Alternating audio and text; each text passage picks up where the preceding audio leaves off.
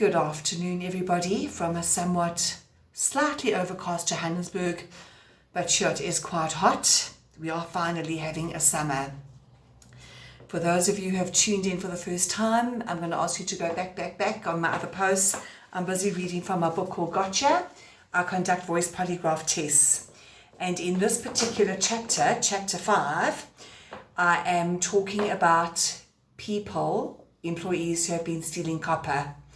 And I'm hot on the heels of one of the managers there. And I had ended off the last part, chapter 5, part 2, where he had started using flowery language. I'm not an expert in language at all, but what I have noticed for myself is when I have somebody sitting in front of me and their language changes, it does raise a red flag for me. So once again, I'm going to launch straight in.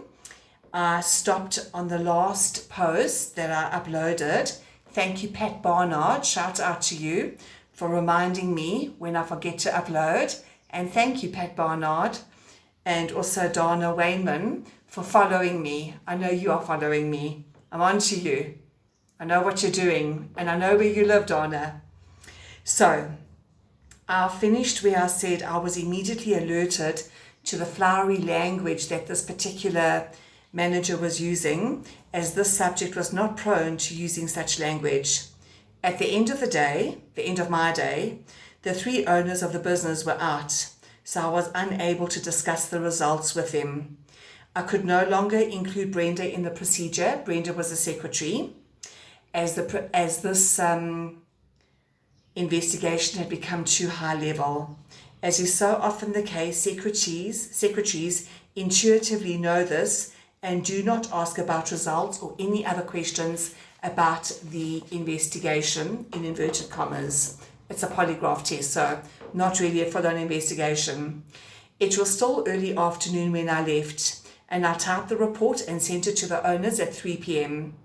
The oldest brother called me within 20 minutes and said it was not possible that the factory manager was involved in the theft because he was being so well looked after by the company. The company had bought a bakkie for him and had placed it into his name, and he was paying the company back on a monthly basis. He also had a loan from the company to pay for extensions to his house. Sometimes business owners and CEOs struggle to believe that a trusted member of staff is involved in theft, especially if an investment of any kind has been made in the employee, such as emotional, in friendship, or financial. They were so disbelieving that they asked if I would conduct a second test. My training had taught me that second tests were slightly less accurate than a first test, but I agreed to do so using an entirely different test protocol. I would ask him questions about the amounts of money that he had stolen. We agreed that I would ask if he had stolen more than 1,000 Rand from the day that he had commenced his employment 15 years prior. And since I could ask 7 questions, the final figure I would ask would be if he had stolen more than 100,000 Rand from the company. The following day, I returned to the company and found Brenda in her office and quietly requested that she please call the factory manager to come to the boardroom. She looked at me somewhat perplexed and asked if I had not tested him yesterday. I replied it was a long story. She widened her eyes and asked if I would like a cup of coffee before she called him, because she thought I might need one, or that she might even need one, and that she might even need some sugar water. I did laugh at that. I told her I would join her for a cup of coffee before I left the premises that day. As I waited for the manager to come up, I did feel a bit anxious. I had not ever conducted a second test on a manager and was not sure how I would explain to him that such was going to be conducted. None of the employees had been given the results of their tests, but he would know that something was amiss. After a few minutes, he walked into the boardroom and was clearly surprised to see me. Gone was the bravado, and I knew that he had not slept the night before. I also knew why he had not done so. The result of my test was accurate. he was involved in theft at the company. He would know that he had failed the test, even though I had given no indication as to what the results were. We wished each other a good morning, and I invited him to sit down opposite me, in the same chair in which he had sat the day before. His movements were slow, as if he were moving through thick mud. I explained to him that I was going to conduct a second test, and read the questions that I would be asking him. I did not offer an explanation as to why I was conducting the second test, and he did not ask me for one.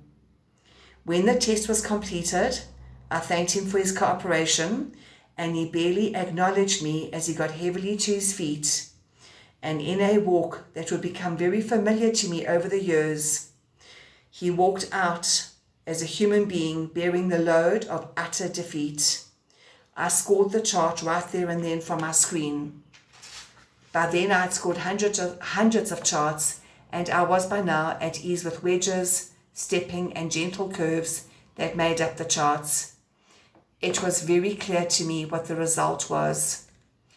Often, when the employees steal consistently from a company over a period of time, they lose track of how much they have stolen.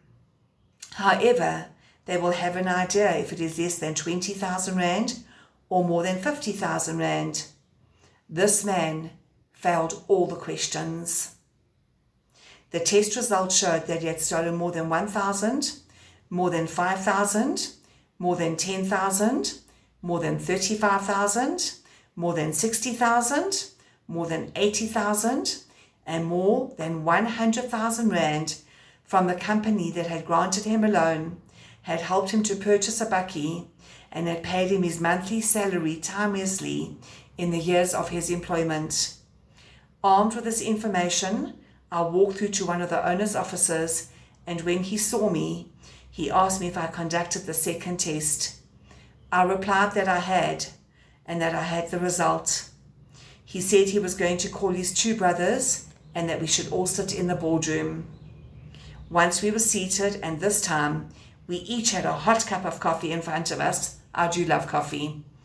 I explained that the manager had failed the second test, and that I felt he was pocketing money from the sales of the scrap metal, and that he was also involved in the theft of stock from the company. So by stock, I mean finished products, and also products that the company would use in the making of whatever they sell. I had already made them aware of the products being hidden in containers filled with liquid chemicals. The owners wondered aloud how this manager was stealing products from the company. I was unable to answer that, though I did suspect the security guard.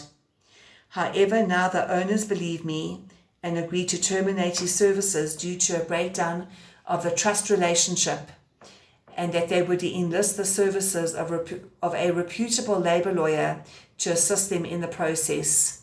The issue of the bakkie and the loan were problematic, but as the one owner said, there is a solution to every problem.